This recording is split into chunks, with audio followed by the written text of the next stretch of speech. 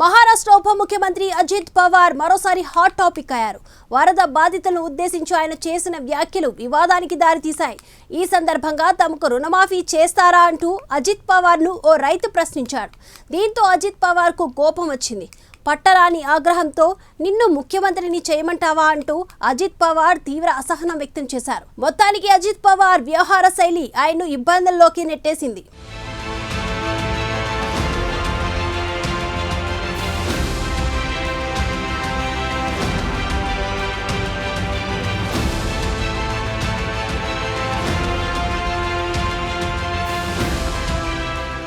మహారాష్ట్ర ఉప ముఖ్యమంత్రి అజిత్ పవార్ మరోసారి ఇరకాటంలో పడ్డారు. మహారాష్ట్రలో ఇటీవల భారీ వర్షాలు కురిశాయి.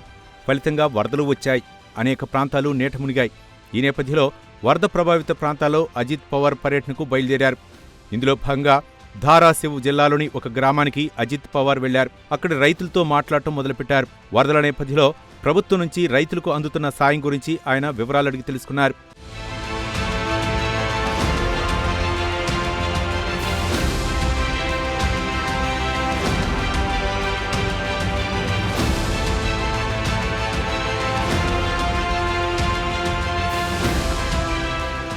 కాగా వరదలు వచ్చాయి కదా, ప్రభుత్వం మాకు రుణమాఫీ చేస్తుందా అని ఒక రైతు అజిత్ పవార్ను సూటిగా ప్రశ్నించాడు.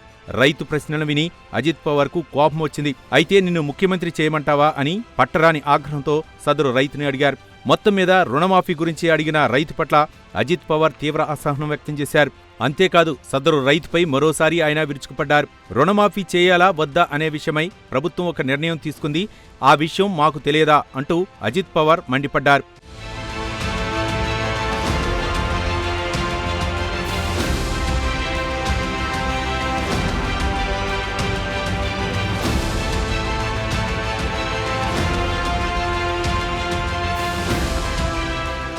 కథ అక్కడితో ఆగలేదు. ఉప ముఖ్యమంత్రి హోదాలో 24 గంటలు తాను ప్రజల గురించే ఆలోచిస్తానన్నారు. ప్రజల బాగు కోసమే తాను పనిచేస్తుంటానని ఆయన చెప్పుకొచ్చారు. అటువంటి తననే రుణమాఫీ అంటూ ప్రశ్నిస్తావా అంటూ సదరు రైతుపై అజిత్ పవార్ మండిపడ్డారు. ఈ సందర్భంగా ప్రజల కోసం సర్కార్ అమలు చేస్తున్న అనేక పథకాల గురించి ఆయన వెల్లడించారు. ఇప్పటికే లడ్కీ బహన్ యోజన కింద 4,500 కోట్ల రూపాయలు ఇస్తున్నామన్నారు. అలాగే రైతులకు విద్యుత్ ఛార్జీలు మాఫీ చేశామని కూడా ఆయన వెల్లడించారు.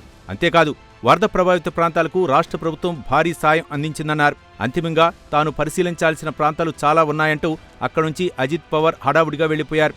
ఈ నేపథ్యంలో రుణమాఫీ గురించి ప్రశ్నించిన రైతు పట్ల అజిత్ పవార్ వ్యవహరించిన తీరు చర్చనీయాంశంగా మారింది.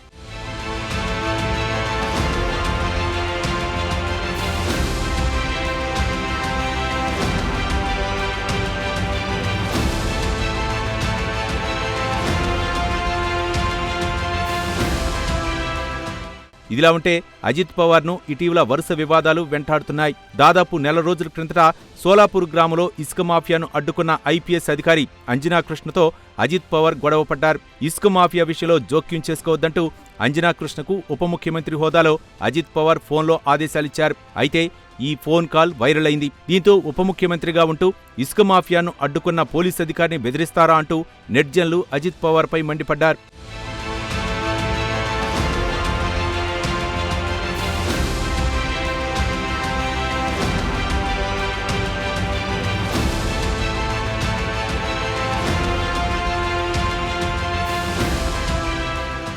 అలాగే కొన్ని రోజుల క్రిందట అజిత్ పవార్ మరోసారి వివాదంలో చిక్కున్నారు. పూణేలోని కేశవ్ నగర్లో ఇటీవల అజిత్ పవార్ పర్యటించారు.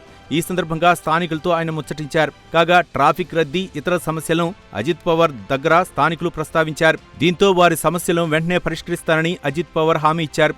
ఇదిలా కొనసాగుతుండగా ఒక మహిళ గోవా దివంగత ముఖ్యమంత్రి మనోహర్ పారీకర్ ప్రస్తావన తీసుకొచ్చింది. దీంతో అసలు ఈ మనోహర్ పారీకర్ ఎవరంటూ అజిత్ పవార్ ప్రశ్నించారు. అజిత్ ప్రశ్న విని అక్కడి వారంతా ఆశ్చర్యపోయారు. ఈ నేపథ్యంలో సదరు మహిళ మనోహర్ పారీకర్ గోవా దివంగత ముఖ్యమంత్రి అంటూ సమాధానమిచ్చింది. దీంతో అజిత్ పవార్ సర్దుకున్నారు. అయితే మహారాష్ట్ర ఉప ముఖ్యమంత్రిగా ఉన్న అజిత్ పవార్కు బీజేపీ అగ్రనేత గోవా దివంగత ముఖ్యమంత్రి మనోహర్ పారీకర్ గురించి తెలియదా అనే ప్రశ్న తెరపైకి వచ్చింది. అంతిమంగా ఈ సంఘటన అజిత్ పవార్ను ఇరుకుని పెట్టింది.